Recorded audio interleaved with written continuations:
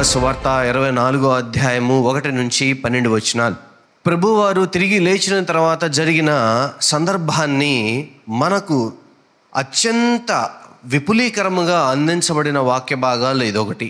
ఆదివారమున తెల్లవారుచుండగా స్త్రీలిద్దరూ తాము సిద్ధపరిచిన సుగంధ ద్రవ్యములను తీసుకొని సమాధి వద్దకు వచ్చి సమాధి ముందర ఉండిన రాయి దొర్లింపబడి ఉండుట చూచి లోపలికి వెళ్ళిరి గాని ప్రభు అయిన యేసు దేహము వారికి కనబడలేదు. సువార్తను రాసిన రచయితలు వారి సందర్భాన్ని బట్టి ప్రభువారు తిరిగి లేచిన విషయాన్ని తెలియచేశారు. ఇక్కడ లూకా ఒక ప్రాముఖ్యమైన విషయాన్ని తెలియజేస్తూ ఉన్నాడు. అదేంటంటే ఆదివారము తెల్లవారుచుండగా. యూదుల మొదటి రోజు ఏంటి? ఆదివారం. చివరి రోజు శనివారం. మనకి వారంలో మొదటి రోజు ఏంటి? సోమవారం కాదు, ఆదివారమే. ఎవరు చేశారు వారంలో మొదటి రోజు? సోమవారం. మనం చేసాం, మనం అనుకుంటున్నాం సోమవారం, కానీ వారంలో మొదటి రోజు ఆదివారం, చివరి రోజు శనివారం.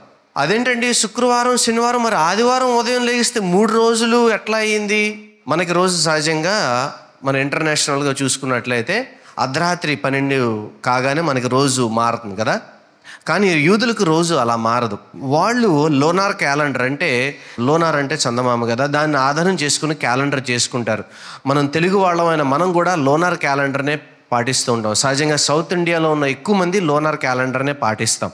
మనకు కూడా తెలుగు సంవత్సరం ఉగాది కదా, అక్కడ నుంచి మనకి లోనార్ మీద ఆధారపడి క్యాలెండర్. వాళ్ళకు కూడా అంతే, మన ఉగాది వాళ్ళకి దగ్గర వాళ్ళకు కూడా నూతన సంవత్సరం అలాగే మొదలవుతుంది దగ్గరగా. ప్రతిరోజు సాయంత్రం 6 గంటలకి వాళ్ళకి రోజు ప్రారంభమవుతుంది. అలాగే మరుసటి రోజు సాయంత్రం 6 వరకు వాళ్ళకి రోజు ఉంటుంది.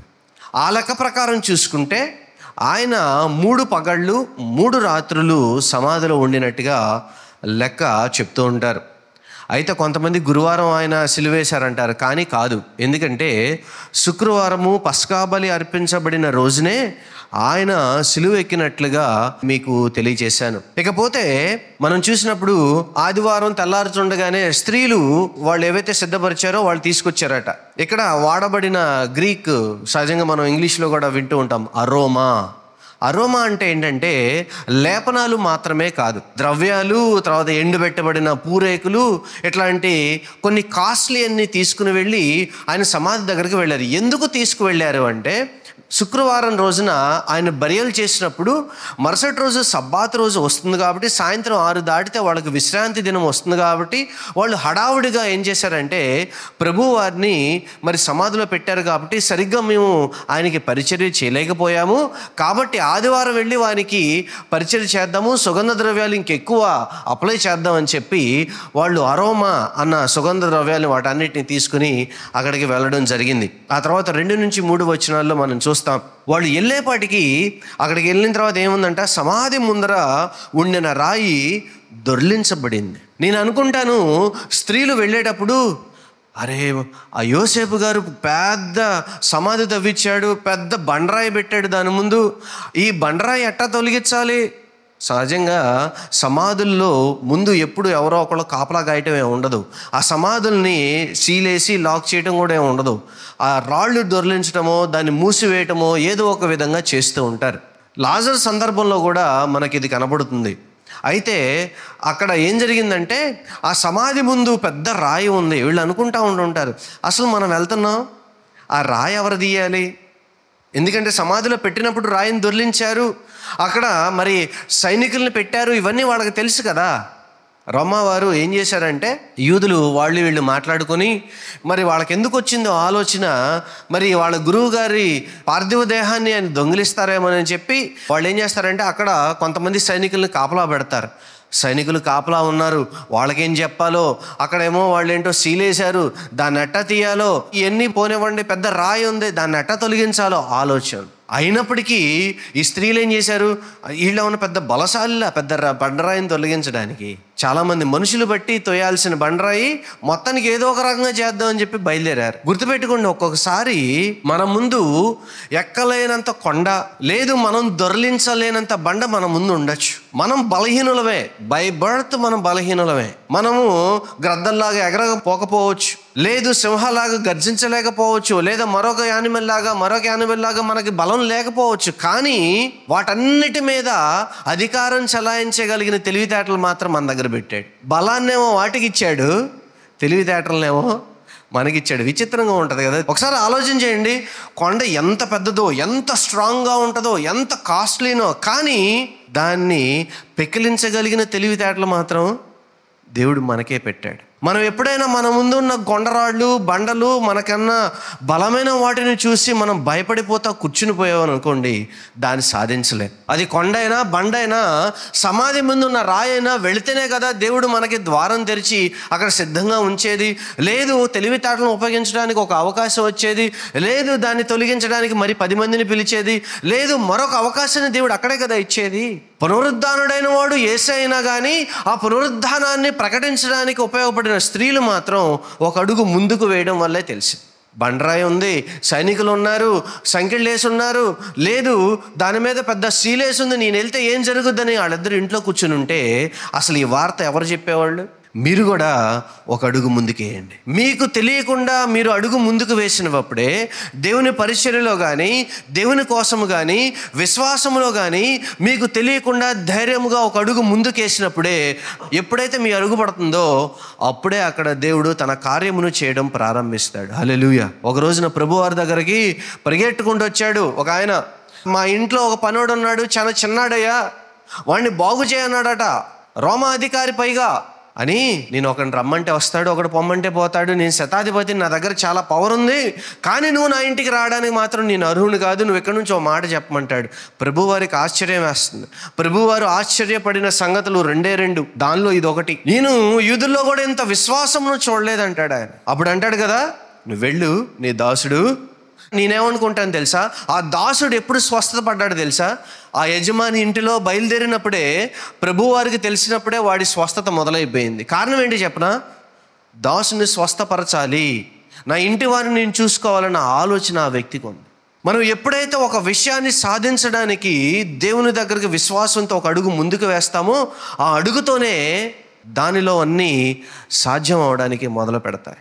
ఈ స్త్రీలు ఎప్పుడైతే అడుగు ముందుకు వేసి రావడం మొదలుపెట్టారో, నేను అనుకుంటాను అప్పటికే అన్నీ అయిపోయినాయి. నడక మొదలు పెట్టినప్పుడు జరిగిందో మనకు తెలియదు, వాళ్ళు వచ్చేంత లోపల కార్యం మాత్రం జరిగిపోయింది. సమాధి ముందర పెద్ద రాయి దొర్లింపబడి ఉండట వాళ్ళు చూశారంట. వాళ్ళిద్దరూ ఎవరంటే, మార్కు సువార్త 15వ అధ్యాయం 47వ వచనంలో మనం చూస్తాం. వాళ్ళు మగ్దలేని మరియయు, అదేవిధంగా మరొక మరియా, యాకోబు తల్లి అయిన మరియా అని. మొత్తానికి 2 స్త్రీలు వెళ్ళారు. వెళ్ళిన తర్వాత అప్పుడు మనం 4వ వచనంలో మనం చూస్తాం, ఇందును గూర్చి వారికి ఏమీ తోచలేదండి. ఇప్పుడు అసలు కంగారు మొదలయ్యింది. ఇదేంటి, అసలు మనమేమో రాయి దొర్లించాలి, దాని మీద సీల్ ఉంది, మనమేమో సైనికులు ఉంటారు, వాళ్ళకి ఎలా సమాధానం చెప్పాలో మనకు తెలియదు అని మనం వస్తే, ఆ తెర చూస్తే రాయి దొర్లింపబడి ఉంది, ఆయన దేహం లేదు, ఏం తోయట్లా. ఇందాక నేను చెప్పాను గుర్తుందా, ఒక్కోసారి మనకేమీ తొయ్యదు. కొన్ని సందర్భాల్లో మనం ఎటాలలో తెలియదు, ఏం మాట్లాడాలో తెలియదు, అసలు ఏ నిర్ణయం చేయాలో తెలియదు, ఏం మాట్లాడాలో కూడా తొయ్యని ఆ సందర్భంలో గ్రీకు మాట అక్కడ ఏం వాడబడింది, అపరేయో అన్నారు. అపరేయో అంటే they are in confused state. ఎటు చేయాలో, ఏం మాట్లాడాలో, ఎటు వెళ్ళాలో, ఎవరికి చెప్పాలో కూడా తెలియని సందిగ్ధావస్థలో ఉన్నారంట. అటువంటి సందిగ్ధావస్థలో ఉండగా అప్పుడు ప్రకాశమానమైన వస్త్రములు ధరించిన 2 మనుషులు వారి యొద్ద నిలబడ్డారు. అవి ఎలా ఉన్నాయంట? వస్త్రాలు వెలుగుతో దగదగలాడుతూ ఉన్నాయంట. ప్రభువు వారు కూడా ఒక సందర్భంలో ఆయన వస్త్రాలు దగదగలాడటం శిష్యులు చూస్తారు. ఆయన మరి రూపాంతరపు కొండ మీద ఆయన బట్టలు మెరిచినట్లుగా, ఆయన ముఖ కవళికలు మారినట్లుగా మీకు ఆ ఉదంతం గుర్తుండినట్లయితే, ఇదే సందర్భం జరుగుతుంది. ఆ మాట ఈ మాట ఒకటే. అక్కడ వాడబడిన పదం ప్రకారం మనకేం తెలుస్తుందంటే, ఆ రోజున ప్రభువారు మరి కొండ మీద ఎటువంటి వెలుగును కలిగి ఉన్నారో, ఆయన వస్త్రాలు ఏ విధంగా వెలుగుతూ ఉన్నాయో ఇప్పుడు ఇద్దరు మనుషుల వస్త్రాలు కూడా వెలుగుతూ ఉన్నాయి. అంటే దేవుని సముఖమును గూర్చి లేదా దైవ దూతల గురించి అక్కడ మనకి తెలుస్తూ ఉంది. వాళ్ళిద్దరూ అక్కడ మనుష్యుల రూపంలో ఉన్నట్లుగా ఉన్నారు. వాళ్ళిద్దరు నిలబడ్డారంట. వాళ్ళు దగదగా మెరుస్తూ ఉన్నారంట. సహజంగా వచ్చే ఫీలింగ్ ఏంటి? భయపడ్డారు. మనం 5వ వచనంలో చూస్తాం, వారు భయపడి ముఖములను నేల మోపి ఉండగా మీరు సజీవుడైన వానిని మీరెందుకు మృతులలో వెతుకుచున్నారు? వీరికి ప్రభువారు చెప్పిన మాటలు గుర్తులేవు. నేను మరలా తిరిగి లేస్తాను అన్న మాటలు గుర్తుంటే అక్కడికి వెళ్ళలేకపోదురేమో. అంతే కదా. ఆయన ముందే చెప్పాడు, యోనాను గూర్చిన సంజ్ఞ చెప్పాడు, నేను మరలా తిరిగి లేస్తానని చెప్పాడు, ప్రవచనాలు ఉన్నాయి మెస్సయ్య తిరిగి లేస్తాడని. కానీ వాళ్ళకి అవేమీ గుర్తులేవు. 6వ వచనంలో మనం చూస్తాం, ఆయన ఇక్కడ లేడు, ఆయన లేచి ఉన్నాడు. చూడండి, అదే లోకాసు వార్త 9వ అధ్యాయము 22వ వచనంలో, మనుష్య కుమారుడు బహు శ్రమలు పొంది పెద్దల చేతను ప్రధాన యాజకుల చేతను శాస్త్రుల చేతను విసర్జింపబడి చంపబడి 3వ దినమున లేచుట అగత్యమని చెప్పాను. అలాగే లోకాసు వార్త 18వ అధ్యాయము 32 నుంచి 33 వచనాలు చూసినట్లయితే, ఆయన అన్యజనులకు అప్పగింపబడును, వారు ఆయనను అపహసించి అవమానపరచి ఆయన మీద ఉమ్మి వేసి 33వ వచనం, ఆయనను కొరడాలతో కొట్టి చంపుదురు, 3వ దినమున ఆయన మరలా లేచునని చెప్పాను. ఆయన చెప్పిన మాటలు ఈయనకి వీళ్ళకప్పుడు ఓహో, ఆ రోజు యోనాను గుర్చిన చెప్పిన మాట, ఆయన తిరిగి లేస్తానని చెప్పిన మాట, అన్ని జనులకు అప్పగింపబడతాడు అని చెప్పిన మాట ఇదే కావాన్సు అని అప్పుడు వాళ్ళు తలపోసుకోవడం మొదలుపెట్టారు. ఎక్కడ వెతుకుతున్నారు? మీకు కావాల్సిన దాన్ని ఎక్కడ వెతుకుతున్నారు? సమాధుల్లో వెతుకుతున్నారా? లేదు, లేచిన ప్రభు దగ్గర వెతుకుతూ ఉన్నారు. మనకు అలవాటే, మనకి ఎప్పుడన్నా ఏదైనా కావాలంటే మనం ఎక్కడ ఎదుగుతాం? మనం పెట్టిన చోట ఎదుగుతాం, మనకు తెలిసిన చోట ఎదుగుతాం, మనకు కావాల్సిన చోట ఎదుగుతాం, మనం ఎదురు చూస్తూ ఉన్న మనుషుల దగ్గర వెతుక్కుంటాం. కానీ దేవుడు మాత్రం విపరీతంగాను విచిత్రంగాను చేసే దేవుడు. ఎలా చేస్తాడో తెలుసా? మనం ఊహించని స్థానంలో నుంచి, మనము ఎదురు చూడని వ్యక్తిలో నుంచి, మనము అనుకొనని ప్రాంతము నుంచి దేవుడు అద్భుతములు చేసేవాడే ఉన్నాడు. హల్లెలూయా. అలవాటే మనకి సజీవమైన వాటిని మృతుల్లో వెతకటం. కొన్ని సందర్భాల్లో మనం చేసే పనులు కూడా, మనం ఆలోచన చేసే ఆలోచనలు కూడా మృతమైన ఆలోచనలు చేస్తూ ఉంటాం. సజీవమైన దేవుని కొలుస్తాం, కానీ చేసే పనులు మాత్రం చచ్చిన పనులు చేస్తూ ఉంటాం. ఆయన తిరిగి లేవడం ద్వారా సాతాను యొక్క తలను, లేదు ఆ పాము యొక్క తలను చితగొట్టాడు, మృతి చేశాడట. అయినా కానీ మనలో ఆ అంశం ఇంకా పోలా. మన మనస్సులో నుంచి ఇంకా ఆ పాపపు అంశం ఉంది చూసారా, పూర్తిగా వదిలిపెట్టలా. అప్పుడప్పుడు అంటూ ఉంటారు, కొంత దాచిపెట్టుకుని ఎప్పుడైనా ఉపయోగపడద్దేమో. అంచేత మనము సజీవమైన వాటిని మృతమైన వాటిలో ఎతుక్కుంటాం. నాకు విలువ ఇవ్వలేదండి. నీ విలువ క్రీస్తులో ఉంది, నువ్వు వెతుక్కోవాలి వెళ్ళి. కానీ నీ విలువ ఎవరి దగ్గర నుంచి కోరుకుంటున్నావు? సజీవుడైన క్రీస్తు దగ్గర నుంచి కోరుకోవాల్సిన విలువను మృతులైన మనుషుల నుంచి కోరుకున్నట్లయితే ఎలా కనబడుతుంది? నాకు విలువ ఇవ్వలేదు, నాకు గౌరవం ఇవ్వలేదు, నన్ను ప్రేమించలేదు, నన్ను పట్టించుకోలేదు, నాకు ఎదురు రాలేదు, అది లేదు ఇది లేదు, ఈ గోలంతా ఎందుకు ఆలోచిస్తున్నామంటే మీరు మృతులైన వారి దగ్గర నుంచి మీకు కావాల్సిందని ఎదుర్కొంటున్నారు కాబట్టి ఇవి మీకు కనబడట్లేదు. కానీ ఇవే మీరు దేవుని దగ్గరకు వచ్చి, ప్రభువు నన్ను ప్రేమించలేదు, నన్ను పట్టించుకో లేదు, నన్ను వెలితి చేశాడని ఎప్పుడన్నా అనగలమా? అనలేం. కారణం ఏంటంటే దేవుడు సజీవుడైన వాడు. మనము కావలసిన వాటిని సజీవుడైన దేవునిలో వెతుక్కోవాలి, కానీ మృతమైన ప్రజల నుంచి కాదండి. మనకు అలవాటైంది కంటికి కనిపించిన దాని మీద ఆధారపడటం, ముట్టుకుంటే పట్టుకుంటే మనం ఫీల్ అవ్వగలిగిన దాని మీద మనం ఎక్కువ ఖర్చు పెట్టడం, దాని మీదే మనం నమ్మకం పెట్టుకొనడం మనకు అలవాటైంది. అంచేత మన విశ్వాసంలో ఇంకా ఎక్కడో మృతం ఉంది, చచ్చింది ఉంది. దాన్ని తీసివేస్తేనే ఈ పునరుద్ధానపు రోజున మీకు ఆ జీవము మీ దగ్గరకు వస్తుంది. ఒక్కోసారి మన మొక్కల్ని మళ్ళీ మొక్క ఏమన్నా అనుకోండి మొత్తం పీకేస్తాం కదా. ఏదైనా ఎండిన ఆకులు ఉన్నాయనుకోండి, టకటగా తుంపేస్తాం. కారణం ఏంటి? అంత అందంగా కనపడదు. మనం ఇంట్లో పెరిగే మొక్కకు మాత్రం ఎండిన ఆకులు ఉంటే అందంగా కనపడదు, కానీ మనలో మాత్రం మృతమైన వాటిని పెట్టుకొని మాత్రం తిరగచ్చు కదా. మన విశ్వాసంలో మాత్రం మృతమైనవి ఉండొచ్చు, మన ఇంటి ముందే ఉండే మొక్క దగ్గర మాత్రం ఎండిన ఆకులు ఉండకూడదు, చచ్చిపోయినవి కనపడకూడదు. మనం వాటిని పీకేసి వెంటనే కొత్తగా పెట్టేస్తాం. కారణం ఏంటంటే మృతం ఉండకూడదు, చచ్చిపోయినవి ఉండకూడదు. ఏ దేవుడు అది కోరుకోడా మన దగ్గర నుంచి? ఒకసారి ఆలోచన చేయండి. ఆయన ఇక్కడ లేడు, ఆయన లేచి ఉన్నాడు. ఆయన ఇంకా గలిలయలో ఉండినప్పుడు మనుష్య కుమారుడు పాపిష్టులైన మనుషుల చేతికి అప్పగింపబడి సిలువ వేయబడి 3వ దినం ముందు లేవవలసి ఉన్నదని ఆయన మీతో చెప్పిన మాట జ్ఞాపకము చేసుకొనడని వారితో, చివరికి దేవదూతలు వచ్చి జ్ఞాపకం చేయవలసిన స్థానంలో వారు ఉన్నారు. అప్పుడు వారు ఆయన మాటలను జ్ఞాపకం చేసుకున్నారు. 9, సమాధి యొద్ద నుండి తిరిగి వెళ్ళి ఈ సంగతులన్నీ 11 మంది శిష్యులకు తక్కిన వారందరికీ తెలియజేయడం మొదలుపెట్టారు. అప్పుడు తెలుసుకున్నారు, ప్రభువారు తిరిగి లేచారట, ఇక్కడ లేడట. మీరు మత్తయి సువార్తలోకి వెళ్ళి చూసినట్లయితే అక్కడ నారపు బట్టలు మడత పెట్టి అక్కడ పక్కన పెట్టినట్టు ఉంటుంది. మీరు చదువుకున్న తర్వాత ఆయన ఈ దేహము లేదు, కానీ బట్టలు ఉన్నాయి. చాలామంది అభిప్రాయం ప్రకారం మనం సిలువలో మీరు చూస్తూ ఉంటారు, ఆయన చిన్న గోచిలాగా పెట్టుకుని సెలవులో వేలాడారని మీరు అనుకుంటున్నారు కదా. కానీ ఆయన పూర్తి నగ్నముగా సిలువలో వేలాడాలి. మీలో ఎంతమందికి ఆ విషయం తెలుసు నాకు తెలియదు. పూర్తి నగ్నంగా ఆయన్ని సిలువలో వేలాడదీశారు. రోమీలు సిలువ వేసినప్పుడు పూర్తిగా ఉన్న బట్టలన్నీ ఒలిచి వేస్తారు. అందుకనే మనం పత్రికల్లో చూస్తాం, ఆయన మన కొరకు అవమానము పడెను. అవమానం అన్న పదంలో అక్కడ వాడబడిన గ్రీకు ఏంటో తెలుసా? నగ్నముగా అవమానం పడ్డాడు అన్న అర్థం వచ్చేటట్లుగా అక్కడ వ్రాయబడింది. Is completely naked. నార బట్టలు చుట్టినప్పుడు అవి కొంత వెడల్పుగా ఉండి బారుగా ఉంటాయి. ఎలా చుడతారనమాట, ముఖానికి చుడతారు, ముఖానికి పెద్ద క్లాత్ చుడతారు. కానీ మరి శరీరాన్ని చుట్టినప్పుడు అక్కడక్కడ మీరు చూస్తూ ఉంటారు చీలికలు పీలికలుగా అయినట్లుగా. అసలు అలాగే వాళ్ళు చుడతారు.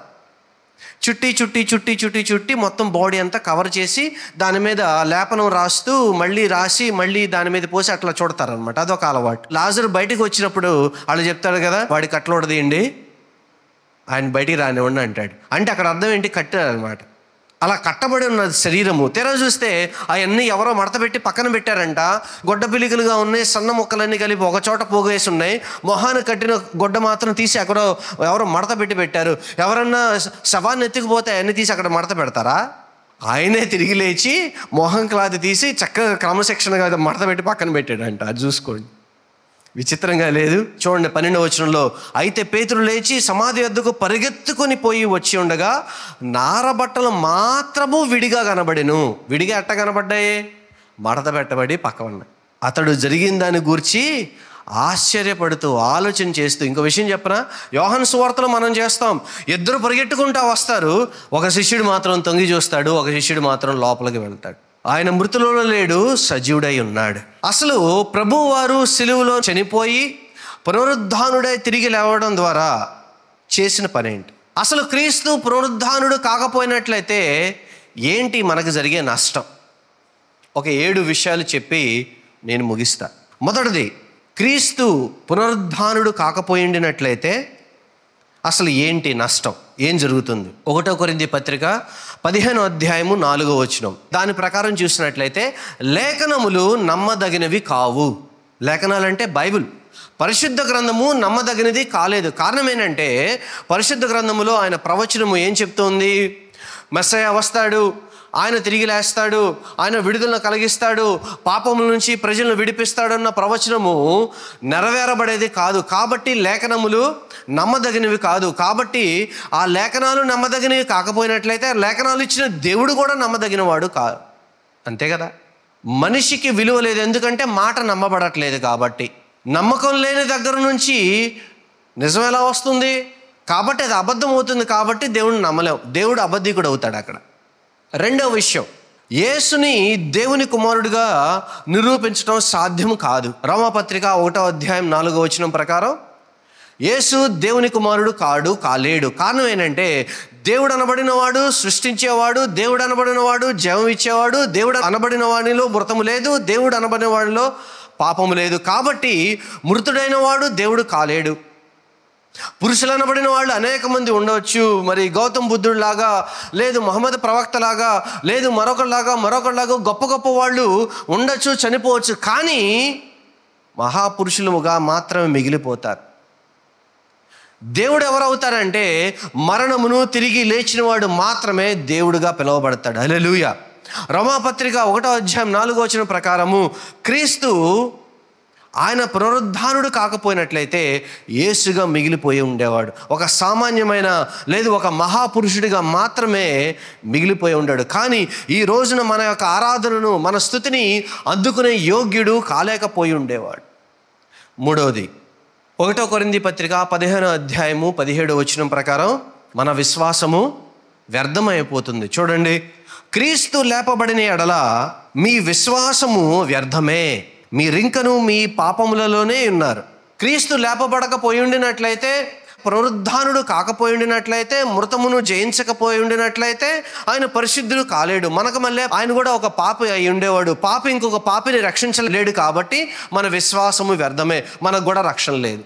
నాలుగవది అపోస్తల కార్యాలు 5:30-35 దాన్ని క్రోడీకరించి చూసినట్లయితే, ఆయన ప్రజలైన ఇశ్రాయేలీయులకు ఆయన చేత పేరు పెట్టబడిన ఆయన సొంత జనాంగానికి క్షమాపణ ఉండేది కాదు. ఆయన ఏ వాగ్దానం చేశాడు? మీరు నా ప్రజలు, మిమ్మల్ని అందరిని నేను రక్షిస్తాను, మిమ్మల్ని అందరిని నేను కాపాడతాను, మీ అందరికీ నేనే ప్రభువు అని చెప్పిన వాగ్దానం ఉంది కదా. మరి ఆ ప్రవచనము, ఆ వాగ్దానము నెరవేరేది కాదు. ఐదవది మత్తయి సువార్త 16:18 సంఘానికి పునాది ఆయనే. ఈ రోజున సంఘానికి ఆయన పునాది కాకపోయేవాడు. మన విశ్వాసమే లేనప్పుడు సంఘం ఎక్కడి నుంచి వస్తుంది? ఉండదు కదా. ఆరవది 1 కొరింథీ పత్రిక 15:18-19 ప్రకారం క్రైస్తవునికి మరణాంతరం నిరీక్షణ లేదు. ఒక రోజున శిష్యులందరూ పోగొడతారు. పోగయ్యి గురువుగారిని అడుగుతారు, గురువుగారు మీరు ఏం చేస్తారండి, మరి తర్వాత మీ పని ఏంటి అంటే, మీరేం కంగారు పడబాకండి, ఇక్కడ మీరు చేయవలసిన పని చేయండి, నేను వెళ్ళి మీ కొరకు ఏం చేస్తానన్నాడు? గృహాలను సిద్ధం చేస్తాను, మరలా నేను మీ కొరకు వస్తాను, ఆ తర్వాత మీ అందరితో కలిసి ఈ ప్రపంచాన్ని ఏలతానని చెప్పి ఆయన వాగ్దానం చేసి వెళ్ళాడు. అదే కదా 1000 సంవత్సరాల పరిపాలన గురించి మనం ప్రకటన గ్రంథంలో చదువుతాం. ఆయన మరణమును తిరిగి గెలిచి ఉండకపోయినట్లయితే మనందరికీ నిరీక్షణ లేదు. ఆయన చనిపోయి అలాగే పడుకుని ఉన్నాడు, మనం కూడా చనిపోయి అదే సమాధిలోకి వెళ్ళేవాడు. మనకి ఆయనకి పెద్ద తేడా ఏమీ ఉండేది కాదు.